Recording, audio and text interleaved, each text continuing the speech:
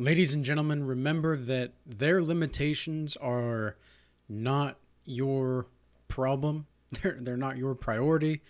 They're not your reason to be alive. And a lot of the times, these people out here, they're so crazy and they legitimately believe that their problems and their limitations are supposed to be solved by other people or made manifest in a certain way through other people so that they can live a certain other kind of lifestyle, even though they're the ones that made certain decisions and they're the ones that made certain ways in their own life in which they can't go back on. And now they want you to come clean it up? You gotta be kidding me. Hell no. Can I get a hell no? We're not gonna be doing that. And the reason why is because attention is their tyrant. What do I mean by this?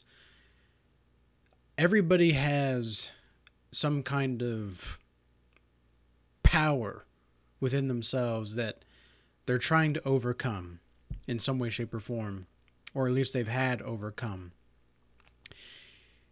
And this kind of power is an unconscious entity. You can think of it like that.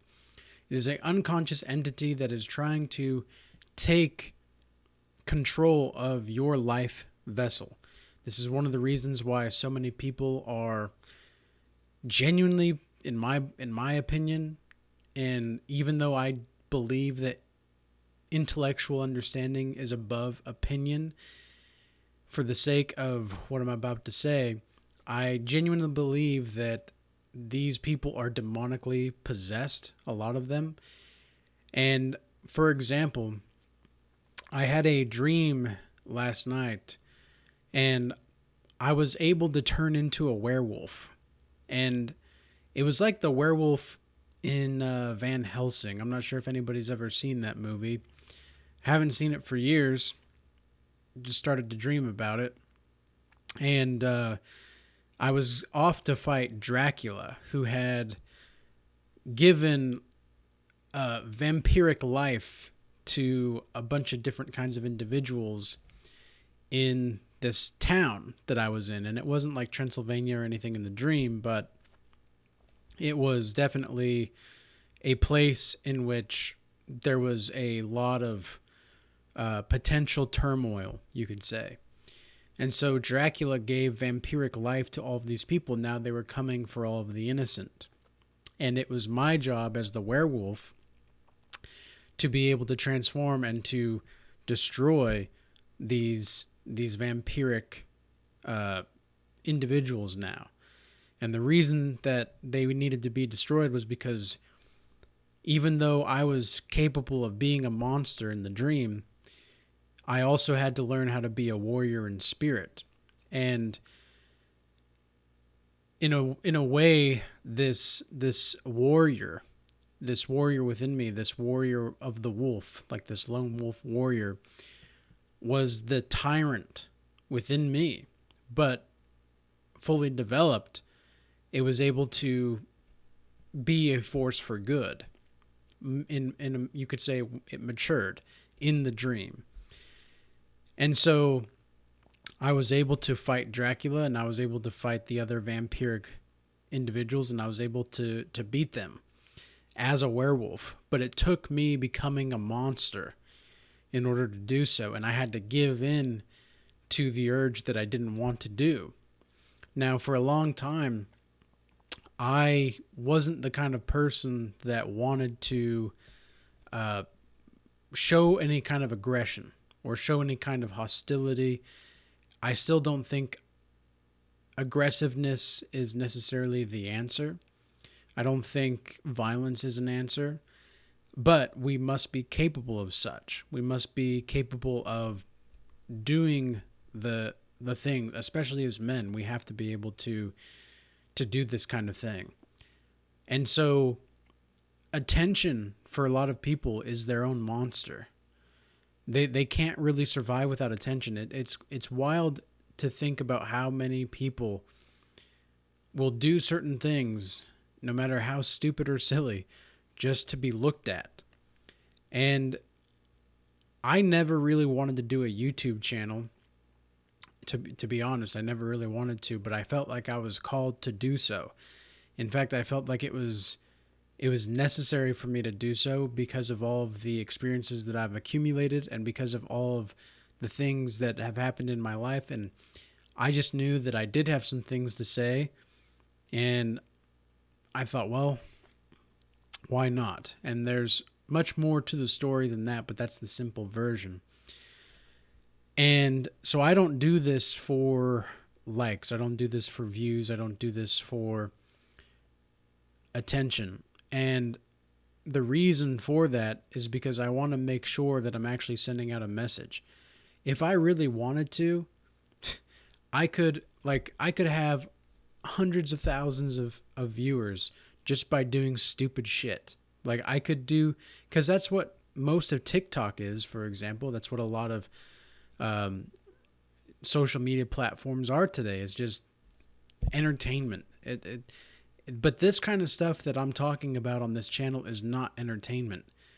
This is carefully thought out and meticulated perspectives in which I am formulating and constructing and deconstructing ideas, views on society, philosophy, psychology, spirituality, etc., all with the intent to empower people to prosper. And the only way that you can be empowered to prosper is by participating in the vision of truth and then acting in accordance to that vision. Truth itself is a vision of truth. And that, like, because truth, there's a song by Richie Havens. Actually, I don't know if it's by Richie Havens, but he does sing the song, and it's called Paradise.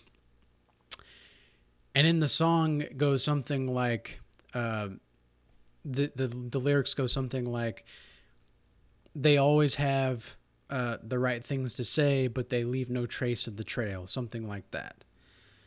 And that's exactly what it's like to be in truth, is that they're really, like, because truth gives you something, whether it's an antidote or whether it's a reason or whether it's a perspective that is so complete and yet so precise that it can be timeless.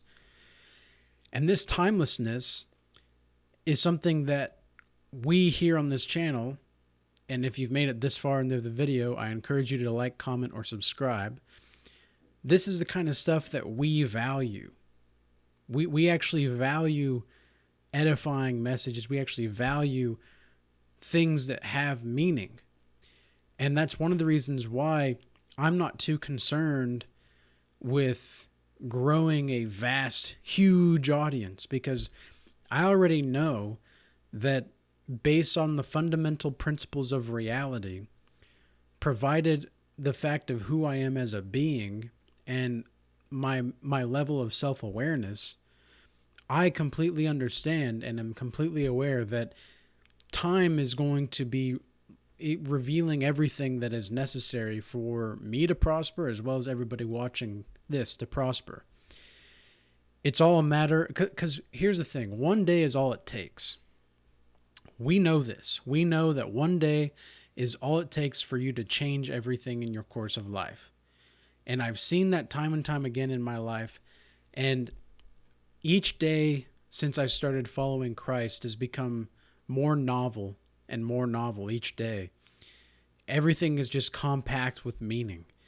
And I started following Christ two years ago, almost to the day, and I couldn't be more happy. I couldn't be more fulfilled. It's not even about being happy, because the journey itself is happiness. But the journey, like happiness is a side effect of the journey, let's say. That's a better way to think about it. Happiness is a side effect of living out the truth to the best of your ability. And so I know that it's the New Year's. I know that it's like everybody's doing their New Year's resolutions and all that stuff. And that's great. That's fantastic. But in all honesty, like who cares? Like, I know I might offend some people by saying this, but who cares? Who cares about your New Year's resolutions? Nobody cares about the goals that you're going to set. Nobody. All that they care about is the result. They do not care about anything else. And this is something that I mentioned on a call recently. It's that you are not who you are by your achievements. You are who you are, and you have your achievements because of who you are. That's the better way to think about it. Because then you have the possibility for limitlessness.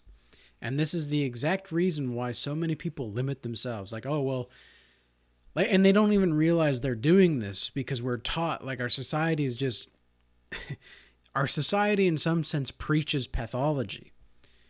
And we're not quite sure how to overcome that kind of pathology until we're stared at in the face with adversity. And so when we have this adversity staring at us and looking us dead in the eye, because sometimes all that you can do to death is smile back. That's a quote from something. I don't really know. I can't remember where that's from, but I think that's actually Gladiator, actually. Yeah, Gladiator, which actually goes in line with the warrior spirit mentality here that we're talking about as well. So in the movie Gladiator, yeah, he says sometimes all you can do to death is smile back, because death is going to get us all. But it's not always until we see death presented to us in real time. And I'm speaking metaphorically. I'm not speaking like legitimately death is like the Grim Reaper's going to stand at your door. It may feel like that sometimes, but that's not the case. So when death stares at you in the face and you have adversity facing you dead on, well, you have no choice but to grow, or you'll die. You'll die. So I always, like, once I really started to understand the deeper underlying message of spirituality in general, I recognized that there is no time to waste. And a lot of people are just wanting to waste time that you do not have to waste. They're just, have you ever heard the conversations of other people? I feel like I'm losing brain cells sometimes when I listen to other people talk. And it's not like, I know that sounds kind of like a jackass thing to say, but it's the truth. Like, I just can't relate to what a lot of these people are saying, because it's just so surface level. Like, and I'm not saying that there isn't value in surface level conversations to some degree, and there's not beauty in it, but we live at a different level. We live at a deeper level. We see meaning in all things because we give our life as people that are godly, the children of Israel. We actually view life as something worth living. A lot of these people will put on a front. They'll say that they're happy. They'll say that they're this. They'll say that they're that. And there's a line in Wish You Were Here by Pink Floyd. Beautiful song. Beautiful song. One of the first songs I learned on the guitar. And one of the lines goes, "So you think you can tell heaven from hell?" And then it goes on to say, like, "Can you tell the difference between a smile and a veil?" Something along those lines. And that's a very important message. I love Pink Floyd, man. They're so deep. They're so good. They're so deep. And same with the Beatles too. And I love the Beatles. And even though they're a bit more poppy, they do have songs that have a lot of meaning to them. And this is something that I just don't see a lot nowadays in music. I don't see a lot of this kind of meaningful stuff. So I stick with the oldies in one way, shape, or form or another because I like the meaning behind it. And this is another reason why people are they're limiting themselves. Like people want to limit themselves to Taylor Swift and Miley Cyrus, and I'm not saying that Taylor Swift, like, she can sing for sure and she can play music. And same with Miley Cyrus, but really, like, these are your idols? These are the people that you want to praise? Like, maybe once upon a time, but now we're shit's getting real, guys. Like, this is a real existence that we are in, and we are facing real evil each and every day, whether we want to admit that to ourselves or not.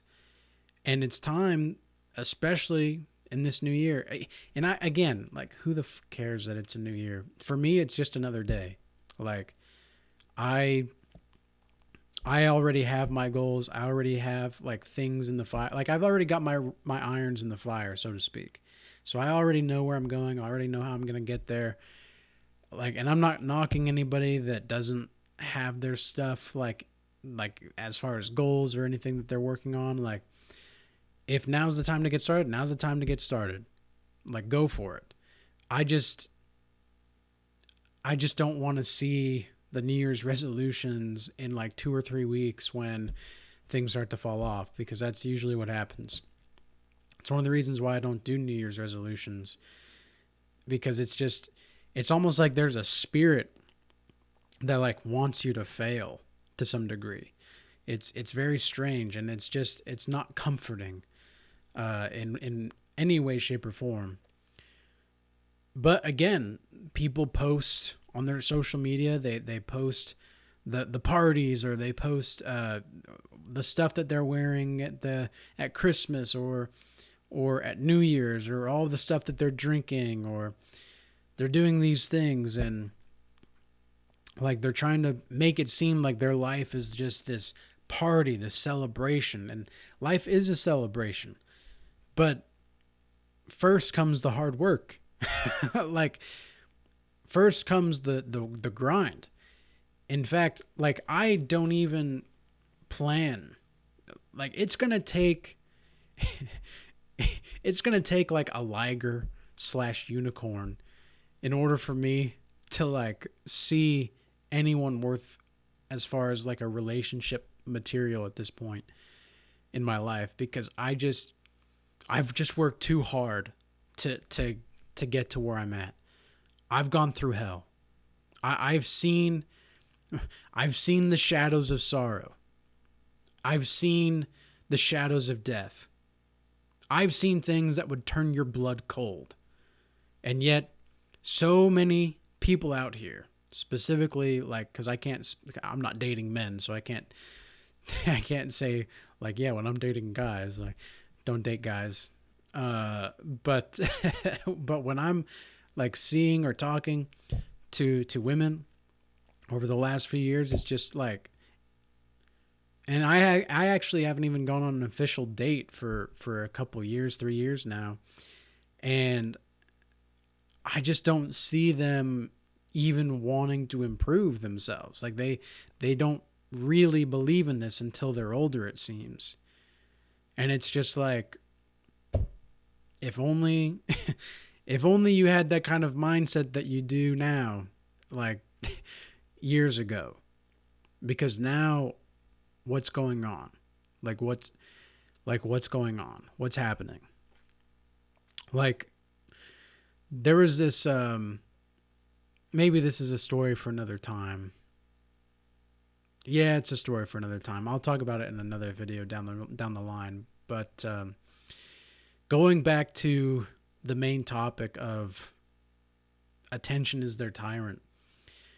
So many people just want to do, like, New Year's resolutions and such just so they can get the recognition that they're making resolutions. It's like, oh, like, and I was at I was in a meeting the other day at my day job, and I won't say any names or anything like that, but there were some people that were talking about like, oh well, I just need to talk to somebody about what they're doing this weekend, like for New Year's. What are they doing? Because I haven't talked to anybody for a couple days, and it's freaking me out. It's like, you can't even go 2 days like without talking to somebody. I can go. I could probably not talk to anybody the rest of my life, and it would be not enjoyable sooner or later, for sure. For sure. Like, I would miss people to some degree, but at the same time, like, I don't really talk too much when I'm out and about anyway. So, and we're going into this world alone and we're dying alone, right? Like, that's the whole, like, everybody's heard that saying before. So it just wouldn't be too surprising to me, to be honest. But at the same time, like, I would want to have someone to talk to. I'd want to have this ability to connect, even if it's an illusion to some degree. Because I do think, philosophically speaking here, that connection is elusive to one degree or another. And it's because you can only connect based off of how each person feels they're connecting. You can't really, like, you can never really connect based off of like you can connect physically, you can connect emotionally and spiritually, of course. Of course, like, that's what soul ties do whenever you have an intimate relationship. But at the same time, when you're just talking to people, like, you can develop a connection, but it's only when the other individual maintains the existence in the relationship. So you are not the relationship with this person. You exist together in the relationship. And so that's what a lot of people, I don't think, understand, especially when it comes to attention seeking and validation type behaviors. They don't really understand that there's a dichotomy of sorts. There's a juxtaposition whenever they do make a connection, or whenever they do feel seen, or whenever they do feel heard. It's all about empathy at the end of the day. Can you empathize with this person? Can you empathize, again, the keyword is with them or for them. Like, those are the main keywords that you'll have to understand in order to move forward. But to go back a little bit with my dream as well, one thing that I've recognized and thought about throughout the day with this dream is one of the reasons why I was turning into a werewolf specifically, and why it was important for me, because it wasn't like a bad werewolf. Like, it wasn't, every time I think of the word werewolf, at least usually when I'm conscious, I usually think of like something like big and scary and not necessarily friendly, etc. But this was a different kind of werewolf. This was like a God's Gladiator werewolf kind of a thing. And that's definitely what it felt like in the dream. And it was definitely feeling as though the sensation was that I was protecting people from themselves. And because the innocent people didn't realize that Dracula had tried to develop an army to take over the innocents. So anyway, there was a lot to be said on this video, more than I anticipated. I didn't anticipate to go over like 12 minutes, but here we are at 24. So I think we'll cut this one off for today. But I hope this message was useful and insightful to some degree to someone out there. And peace be with you. Till next time.